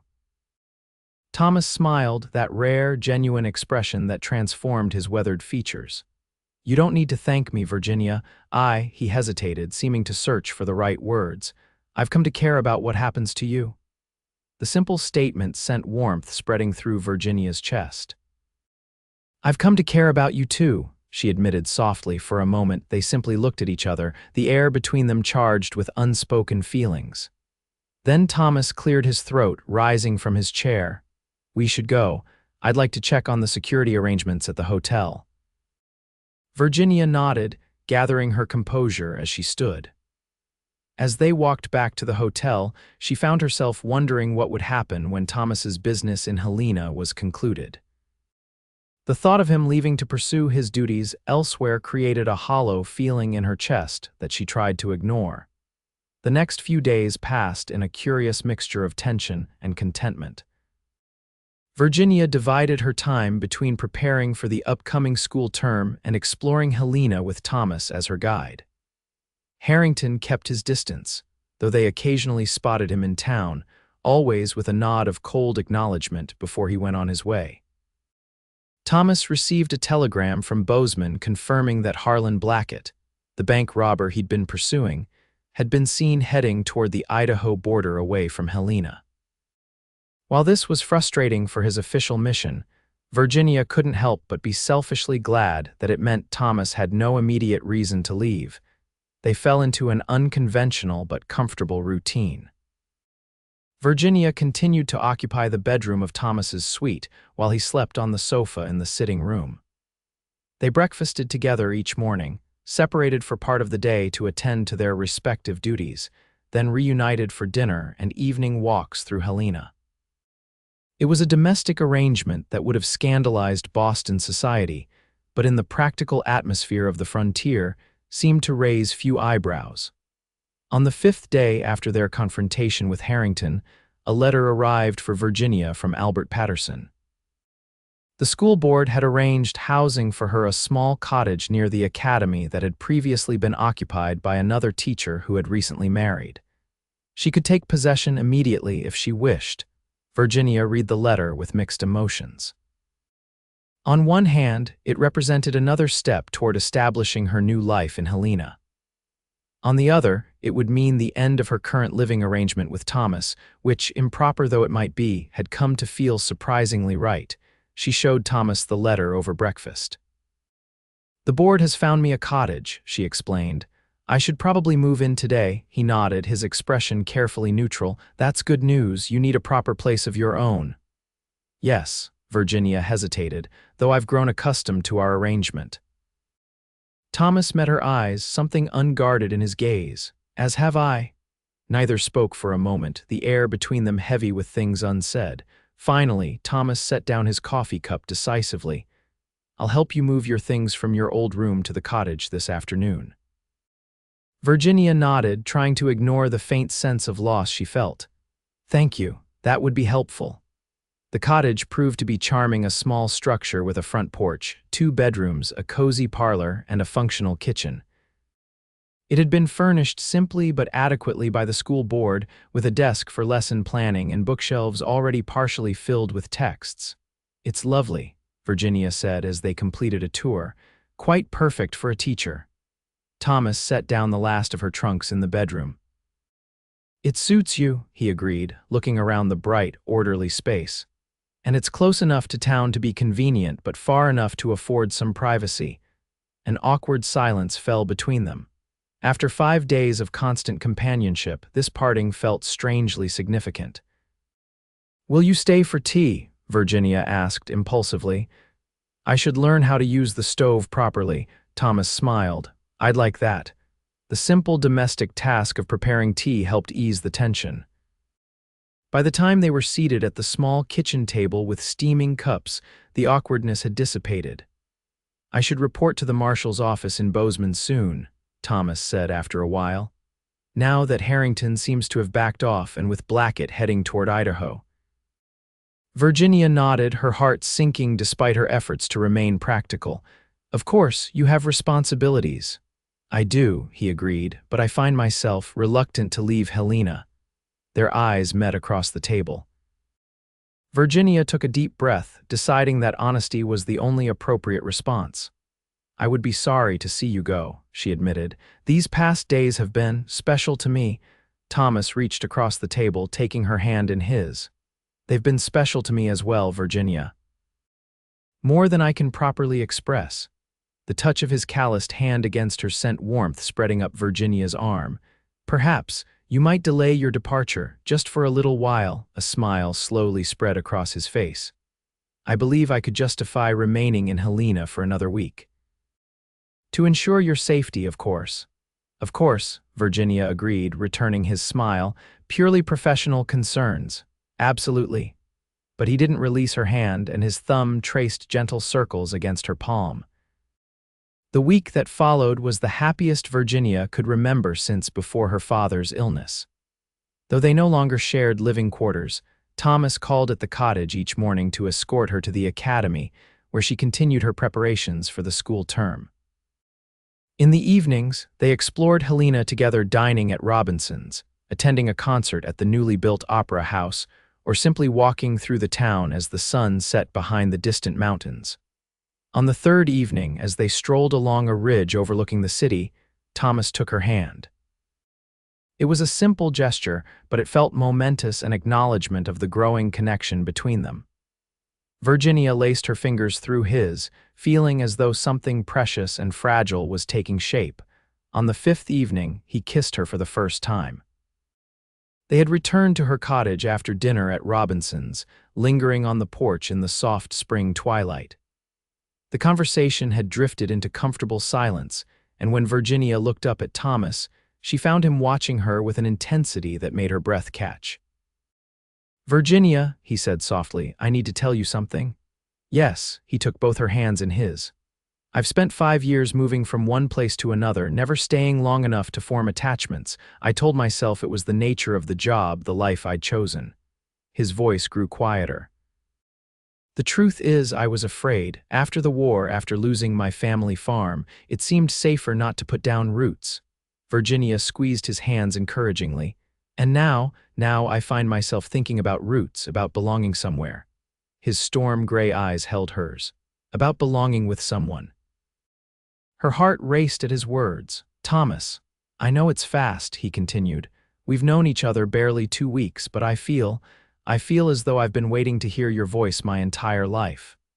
The sincerity in his expression took Virginia's breath away. Without conscious thought, she moved closer, her hands sliding up to his shoulders. "I feel it too," she whispered.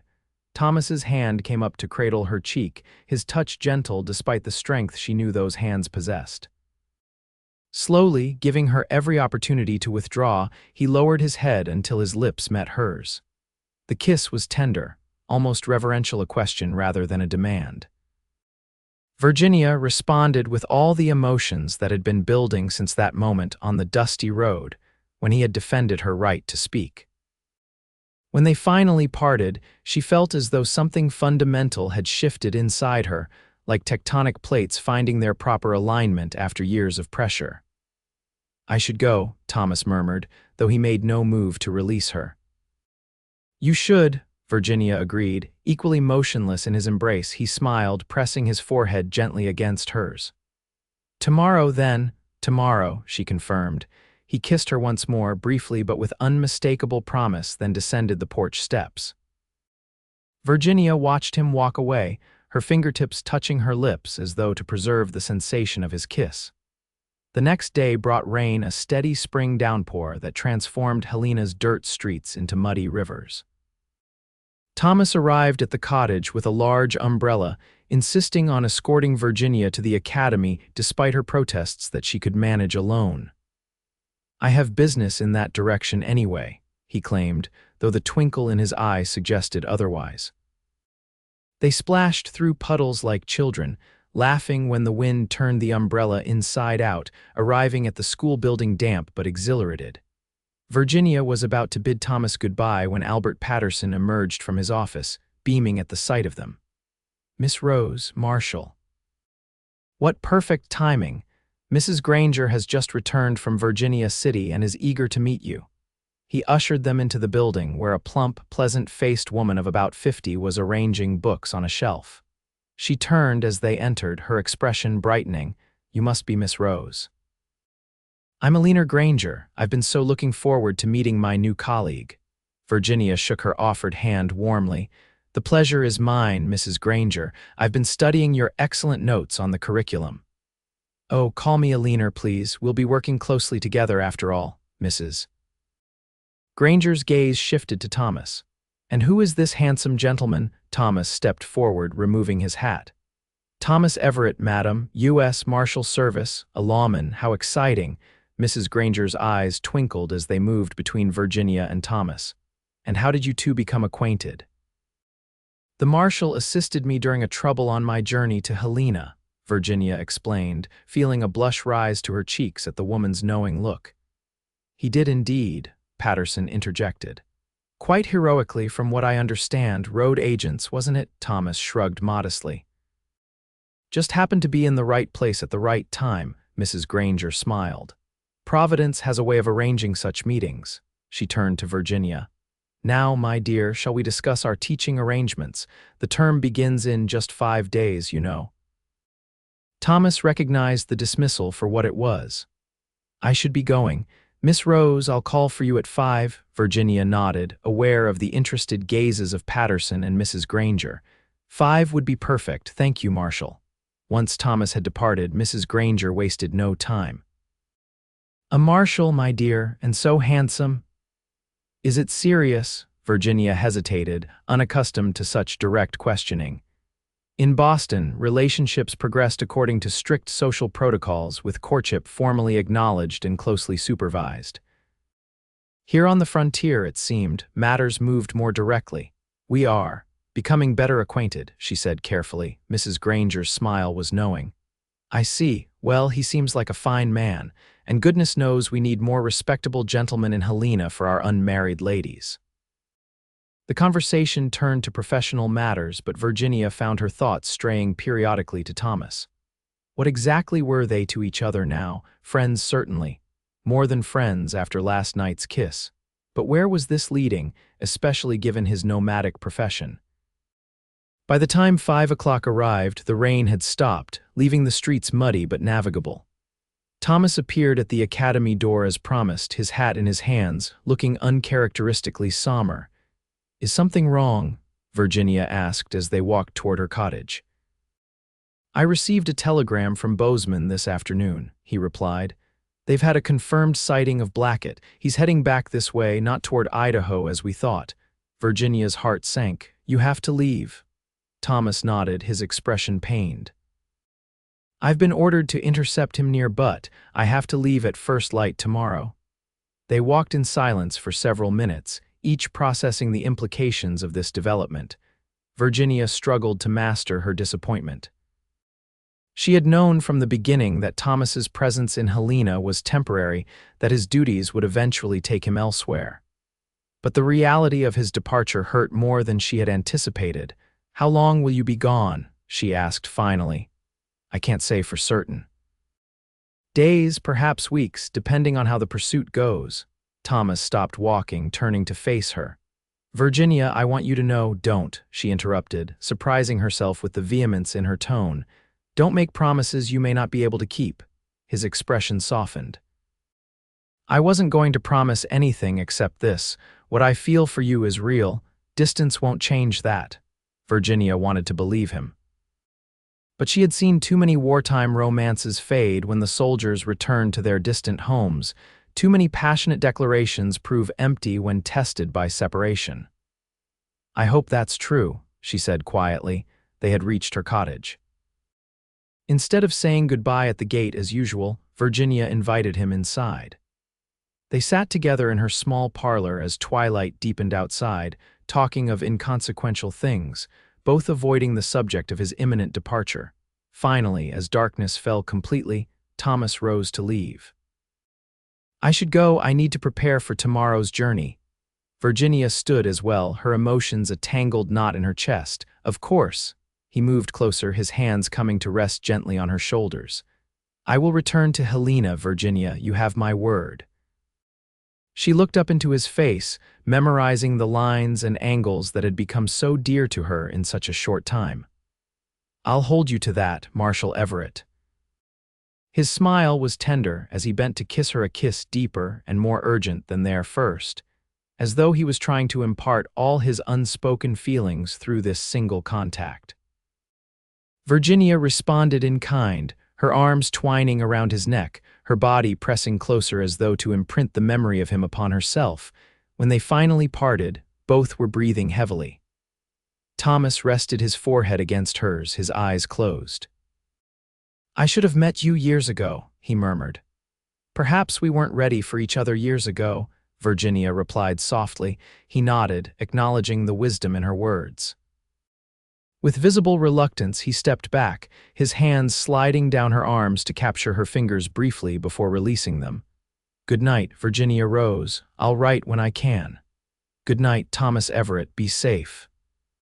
She watched from the doorway as he walked away, his tall figure gradually disappearing into the darkness.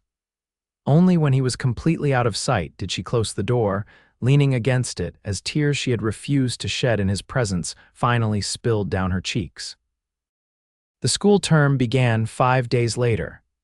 Virginia threw herself into her teaching duties with a fervor that left little time for brooding on Thomas's absence. Her students, 24 children ranging from 12 to 16 years of age, proved bright and eager to learn, if somewhat less polished in their manners than her Boston pupils had been. Mrs.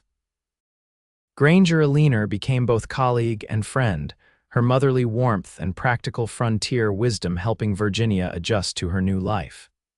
They often took tea together after school, discussing teaching strategies and local gossip with equal enthusiasm. True to his word, Thomas wrote.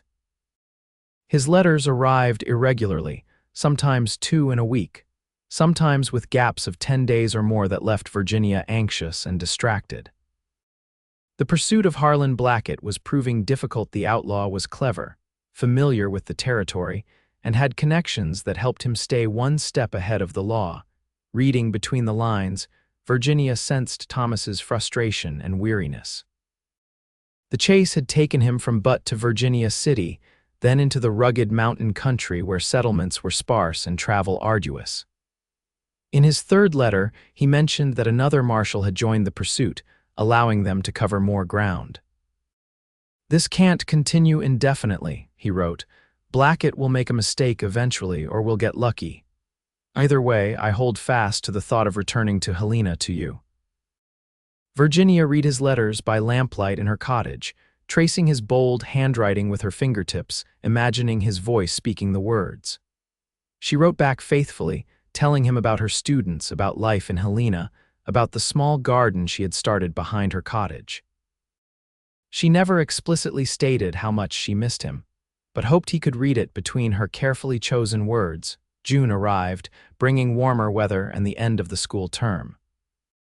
As the students departed for summer vacation, Virginia found herself with an abundance of free time and a growing restlessness. With Helena's encouragement, she decided to visit her land near the Bitterroot Mountains, the property that had indirectly brought her and Thomas together through Harrington's schemes. "You should see it for yourself," Helena advised over tea in Virginia's garden. "Understand what you own. And the journey will do you good, give you something to focus on besides waiting for your Marshal's return." Virginia couldn't deny the wisdom of this suggestion. She made arrangements to join a merchant caravan heading west, purchased suitable traveling clothes, and packed provisions for what would be a journey of several days each way. The morning of her departure, she wrote a letter to Thomas, explaining her plans and the expected duration of her absence. "If you return to Helena while I'm away, please know that I think of you constantly," she concluded. "Your letters have been my greatest comfort these past weeks." The journey west was arduous but exhilarating. Virginia traveled with the merchant Thornton, his wife, and 3 other traders, all making the trip to deliver goods to the more isolated settlements. They traveled by wagon during the day and camped beside rivers or in sheltered valleys at night. Virginia found herself enjoying the rhythm of the journey, the ever-changing landscape, and the camaraderie of the travelers. On the 5th day, they reached the approximate location of her property. With the help of Thornton and a crude map provided by the land office, Virginia identified the boundaries of her grandfather's claim. What she found exceeded her expectations. The land occupied a beautiful valley nestled between pine-covered hills, with a clear stream running through its center. Meadows filled with wildflowers stretched toward distant mountains still capped with snow despite the summer season. Game was plentiful. They spotted deer, elk, and countless smaller creatures during their exploration. "It's magnificent," Virginia breathed as they stood on a ridge overlooking the valley. "I had no idea," Thornton nodded, his weathered face thoughtful. "Your grandfather chose well. Land like this, good water, good grazing, sheltered from the worst, whether it's worth more than any silver mine in the long run." The silver mine, Virginia remembered suddenly. "Thomas Marshal Everett said it was adjacent to my property. Do you know where?" Thornton pointed westward. "The new strike is over that ridge, maybe 2 miles as the crow flies. They're calling it the Silverton Mine. Making good money from what I hear, though how long the vein will last is anyone's guess." Virginia studied the direction he indicated, understanding now why Harrington had been so determined to acquire this land. If the silver vein extended into this valley, the profits could be enormous. But even without mineral wealth, the property was beautiful and fertile, a place where one could build a life. They camped in the valley for 2 nights, allowing Virginia to explore her inheritance thoroughly. By the time they began the journey back to Helena, she had made a decision. She would keep this land, regardless of its potential value. Someday, perhaps, she would build a home here. The thought came with an accompanying image of Thomas beside her, and she found herself smiling despite the uncertainty of their future. The return journey took 6 days due to a wheel repair that delayed them for nearly a full day. As they finally approached Helena in the golden light of late afternoon, Virginia felt both the satisfaction of her successful expedition and a flutter of anticipation. Perhaps Thomas had returned during her absence. Perhaps one of his letters awaited her. Thornton delivered her to her cottage just as dusk was falling. Virginia thanked him and his wife for their companionship and assistance, then hurried inside, lighting lamps against the gathering darkness. She had barely set down her traveling bag when a knock sounded at her door. Her heart leapt. Could it be? But when she opened the door, it was Helena Granger who stood on her porch, her normally cheerful face drawn with concern. "Virginia, thank goodness you're back. We've been so worried." Virginia ushered her friend inside. "Worried? Why? Has something happened?" Helena hesitated, clasping and unclasping her hands. "There was an incident while you were away. Marshal Everett returned to Helena chasing that outlaw Blackett. There was a confrontation, a gunfight on Main Street." Virginia felt her blood turn to ice. "Thomas, is he?" "He's alive," Helena assured her quickly. "But he was wounded. He's at Dr. Hammond's house." Relief flooded through Virginia, followed immediately by fresh concern. How badly is he hurt? When did this happen? 4 days ago. The bullet hit his shoulder through and through, the doctor says. No vital organs affected. Helena reached for Virginia's hand. He's been asking for you since he regained consciousness. Virginia was already moving, gathering her shawl. Take me to him, please, Helena, doctor. Hammond's house was on the outskirts of Helena, a substantial residence with a wing specifically designed for his medical practice. His wife, whom Virginia knew from school board functions, answered the door, her expression softening when she saw Virginia's distress. He's doing much better today, Mrs. Hammond assured her, leading the way through the house. The fever broke last night and he's been more lucid. My husband says he's remarkably strong. Many men would have succumbed to such a wound. They entered a small, well-appointed room that smelled of carbolic acid and clean linen. Thomas lay on a narrow bed, his upper body propped with pillows, his left shoulder and chest wrapped in white bandages. His face was pale beneath his tan, his cheekbones more prominent than Virginia remembered. But his eyes, those storm-gray eyes that had captivated her from the beginning, brightened when he saw her. "Virginia," he said, his voice hoarse but steady. "You're here." Mrs. Hammond discreetly withdrew, closing the door to give them privacy. Virginia moved to Thomas's bedside, taking his right hand in both of hers. "I'm here," she confirmed, fighting back tears. "I'm so sorry I wasn't here sooner. I was visiting my land, and I know," he interrupted gently. "I got your letter. It's not your fault." Virginia studied his face, noting the lines of pain around his mouth and eyes. "What happened?" Helena said there was a gunfight. Thomas nodded slightly. "Blackett. We chased him all the way back to Helena. He tried to lose himself in a saloon, but someone recognized him, sent word to the Marshal's office." His mouth twisted in a grimace that might have been a smile. "I had him cornered, but he was desperate, shot his way out, got me in the shoulder before I could return fire. Did you? Is he?" "Dead," Thomas confirmed. "My second shot hit him in the chest. He died almost instantly." There was no satisfaction in his tone, only a weary acceptance. Virginia squeezed his hand. "I'm sorry you had to do that, but I'm grateful you survived." His fingers tightened around hers. "I promised I'd come back to you." The simple statement, delivered with such quiet conviction, broke the last of Virginia's composure. Tears spilled down her cheeks as she raised his hand to her lips. "Don't ever scare me like that again," she whispered against his skin. Thomas's smile was tender despite his obvious discomfort. "I'll do my best." He shifted slightly, wincing. "Tell me about your land. I want to hear everything." Virginia recounted her journey, describing the beauty of the valley, the clarity of the stream, the abundance of wildlife. Thomas listened intently, his eyes never leaving her face. "It sounds perfect," he said when she had finished. "Just as I imagined it might be. You should see it for yourself," Virginia told him, "when you're fully recovered." A shadow crossed his features. "Virginia, there's something I need to tell you," her heart clenched with sudden anxiety. "What is it?" Thomas took a deep breath, his expression serious. "I've resigned from the Marshal service." Virginia stared at him, certain she had misheard. "You've what? Resigned?" "Effective as soon as I'm well enough to complete the paperwork." His eyes held her steadily. "I'm done chasing outlaws across the territory." "But why? It's your life's work." Thomas's hand tightened around hers. "It was my life's work before I met you, before I understood what I really wanted." "And what is that?" Virginia asked, her voice barely audible. "A home," he said simply. "Somewhere to belong, someone to belong with." His gaze became questioning, vulnerable in a way she had never seen before. "If you'll have me." Virginia's heart soared, even as caution urged restraint. "Thomas, are you certain? I wouldn't want you to regret giving up your career." "I've never been more certain of anything," he assured her. "These past weeks, chasing Blackett through the mountains, all I could think about was returning to Helena, to you." Every mile felt like a mile in the wrong direction. He paused, gathering his thoughts. "I've spent 5 years bringing justice to others. Now I want something for myself, a future, with you if you want that too."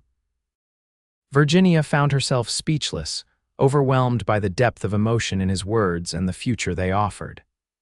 Instead of speaking, she leaned forward and kissed him, gentle but deliberate, mindful of his injury but unable to contain the joy flooding through her. When they parted, Thomas was smiling a full, unguarded smile that transformed his face. "Is that a yes?" "Yes," Virginia whispered. "Yes to all of it." His smile broadened. "In that case, there's something else I should ask you, though this isn't exactly how I planned it." "Ask me what?" Thomas shifted slightly, wincing again, but his eyes remained locked with hers. Virginia rose. "Would you do me the extraordinary honor of becoming my wife?" Though she had sensed the question was coming, hearing the words spoken aloud sent a rush of pure happiness through Virginia's body. "Yes, Thomas Everett, I will marry you." His relief and joy were palpable. "Thank you," he said simply, raising her hand to his lips, "for hearing my voice that day on the road and for letting me hear yours." Virginia smiled through her tears. "They said I should have stayed quiet." Thomas brought her hand to his heart. "Then I would have never heard your voice," he said softly, "and my life would be infinitely poorer for the loss." They were married 6 weeks later in Helena's newly completed church, with Helena Granger as Virginia's matron of honor and the territorial governor himself as Thomas's best man, a testament to the respect he had earned during his years of service. Thomas's shoulder had healed remarkably well, though Dr. Hammond warned that he might always feel changes in the weather through a lingering stiffness in the joint. With his resignation from the Marshal service accepted, he had accepted a position as Helena's sheriff, a role that would allow him to continue upholding the law while remaining in one place. Marcus Harrington had left Helena shortly after Thomas's confrontation with Blackett, returning to Boston without making any further attempts to acquire Virginia's land. The silver mine adjacent to her property continued to produce moderate yields, though not the bonanza some had predicted. As a wedding gift to his bride, Thomas had begun construction of a home on Virginia's land near the Bitterroot Mountains, a sturdy log structure overlooking the stream, designed to be expanded as their family grew. Though they would live primarily in Helena while Virginia continued teaching and Thomas served as sheriff, they planned to spend summers and holidays in their mountain home. The wedding reception was held in the grand ballroom of the Helena Hotel, with nearly half the town in attendance. As Virginia and Thomas shared their first dance as husband and wife, she felt a sense of completion that she had never expected to find in the Montana territory. "Happy," Thomas murmured as they moved across the floor. Virginia looked up at him, this man who had defended her right to speak her mind, who had protected her without constraining her independence, who had chosen to build a life with her rather than continue his solitary pursuits. "Completely," she replied. "And you?" His smile was answer enough, but he spoke the words anyway. "More than I ever thought possible." As the music continued and well-wishers surrounded them, Virginia reflected on the strange twist of fate that had placed Thomas on that dusty road at precisely the right moment to hear her voice. Had she remained silent as the elderly passenger had advised, had she followed the conventions that dictated ladies should be seen and not heard, their paths might never have truly crossed. Instead, she had spoken her mind and found the man who valued her voice above all others. 5 years later, the summer sun filtered through the pine trees surrounding the mountain home, casting dappled shadows across the wide front porch where Virginia sat reading a letter. From inside came the sound of childish laughter and Thomas's deeper voice, engaged in some game with their 3-year-old son, James, and infant daughter, Elizabeth. The letter was from Helena Granger, who had retired from teaching the previous year, and now wrote regularly from her daughter's home in California. Her Newswire updates always brought a smile to Virginia's face gossip about Helena's growing population, tales of her grandchildren's antics, and questions about life in the mountain valley that Virginia and Thomas now called home full-time. After serving 4 years as Helena's sheriff, Thomas had decided to pursue a different path. With the silver from the neighboring mine playing out and the demand for beef rising, they had transformed Virginia's inheritance into a modest but successful cattle ranch. The Everett Ranch, as it was now known, employed 5 hands and was gaining a reputation for quality livestock throughout the territory. Virginia still taught occasionally, holding lessons for the children of nearby ranches and their own ranch hands during the winter months. But increasingly, her attention was devoted to her family and to the book she was writing, a primer for young women coming to the Western Territories, combining practical advice with encouragement to maintain their independence of mind and spirit. The screen door creaked open, and Thomas emerged onto the porch, their daughter cradled in one arm. At 35, he was more handsome than ever to Virginia's eyes, a few threads of silver in his dark hair, laugh lines at the corners of his eyes, but still possessing the same quiet strength that had drawn her to him from the beginning. Letter from Helena. He asked, settling beside her on the porch swing. Virginia nodded. She sends her love, and she's still trying to convince us to visit California next spring. We should consider it, Thomas replied, adjusting Elizabeth as she reached for her mother. The children would enjoy seeing the ocean. Virginia accepted her daughter, breathing in the sweet scent of her dark curls, hair the same color as Thomas's. "Where's James?" Taking his nap finally, he insisted he wasn't tired until the moment his head hit the pillow. Thomas's smile was indulgent. He's stubborn like his mother. "Determined," Virginia corrected with a matching smile. "And observant like his father." They sat in comfortable silence for a while, the only sounds the creak of the porch swing, Elizabeth's contented babbling, and the distant lowing of cattle in the meadow below. "I never imagined this," Thomas said finally, his voice reflective.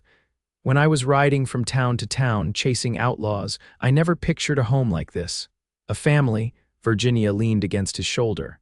"Nor did I when I left Boston. I thought I would find independence, purpose through teaching. I never expected to find."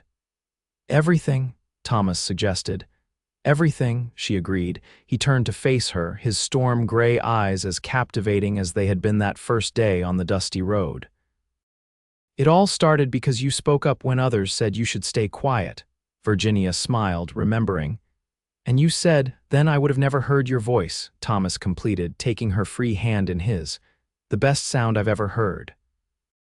As their lips met in a tender kiss, Virginia reflected that sometimes the most important journeys weren't measured in miles traveled, but in the distance between two hearts finding their way to each other. Her journey had brought her across a continent, from Boston society to the Montana wilderness, from solitude to the rich fullness of love and family. And it had begun with the simple courage to speak her mind, and the extraordinary fortune of being heard by the one man who would cherish her voice above all others.